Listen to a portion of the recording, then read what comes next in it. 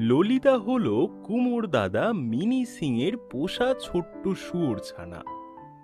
Mini তার শুয়োর ছানাটাকে বেজায় ভালোবাসে আর তাকে যা খুশি তাই করতে দেয়। এখন শুয়োরের কাজই হলো নানান রকম গোয়ার্তুমি করা, আর তাই ললিতাও সারাদিন সেসবই করে।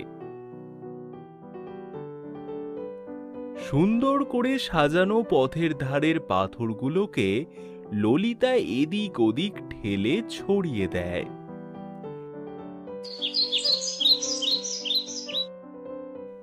সে সারাদিন ঘোঁত করে আর বাগানের মাটি খুঁড়ে খুঁড়ে তছনছ করে।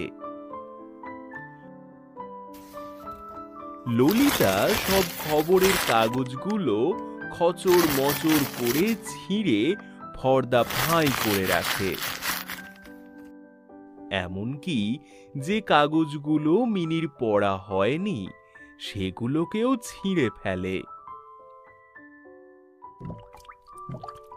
নিজের চানের গামলার জলে ফু দিয়ে বুদবুদ বানায় আর চারিদিকে জল ছড়িয়ে রাখে।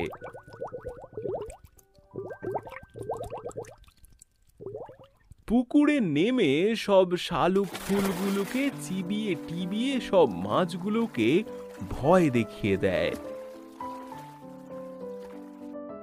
ঘরে বন্ধ করে রাখ বেটাকে, বলেন মিনির মা। বেঁধে রাখ ওকে, বলে ওঠেন মিনির জ্যাঠাই মা। কখনো না, বলে মিনি। ও কোনোদিন আমার সরার কুঁজোগুলোতে হাতও দেয় না। একদিন সকাল সকাল খুশি মনে কাজে চলে আসে মিনি। মনের আনন্দে ললিতার দিকে তাকিয়ে শীষ দিতে থাকে।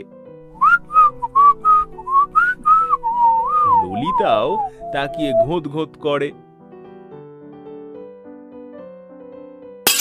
কিন্তু এক মুহূর্তে তার সব আনন্দ উধাও হয়ে যায় যখন দেখে ভাঙা বাটি, টুকরো টুকরো কুঁজো, কান ভাঙা চায়ের কাপ, তছনছ হয়ে ছড়িয়ে থাকা চায়ের পাত্র গোটা ঘর জুড়ে। মিনি রেগে যায়, খুব রেগে যায়, রেগে আগুন হয়ে যায়। ললিতাকে নিয়ে গিয়ে একটা বুগনভেলিয়া গাছের ছায়ায় বেঁধে রেখে আসে। ললিতা কিছুতেই বুঝতে পারে না ওকে কেন বেঁধে রাখা হয়েছে। ও ফুঁপিয়ে ফুঁপিয়ে নালিশ জানাতে থাকে আর ঘ্যান ঘ্যান করে, চার পা ছড়িয়ে কাঁদে আর ফোঁস ফোঁস করে দীর্ঘশ্বাস ফেলে। কিন্তু মিনি এত রেগে গেছে যে কোনো কথাতেই কান দেয় না।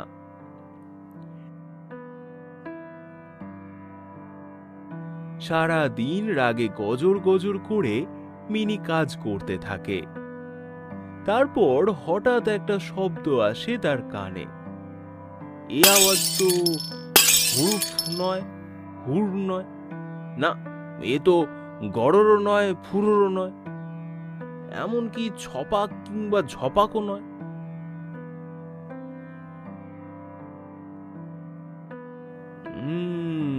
একটা মস্ত বড় কমলা রঙের বেড়াল, একটা বিশাল বড় কমলা রঙের বেড়াল মাটির পাত্র আর কুঁজোগুলোকে ধাক্কা মেরে এদিক সেদিক ফেলে দিয়েছে।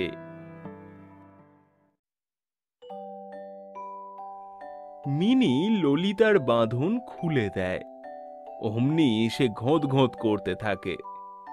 আর তারপর ললিতা বেড়ালের পেছনে ধাওয়া করে, গোল গোল দৌড় করিয়ে চারিদিকে চরকি পাক ঘুরিয়ে কারখানা ঘরের বাইরে পাঠিয়ে দেয়।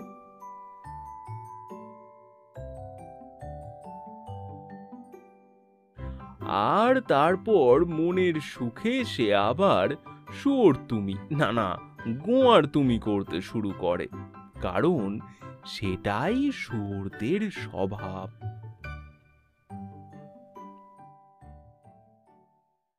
Thank you. Thank you.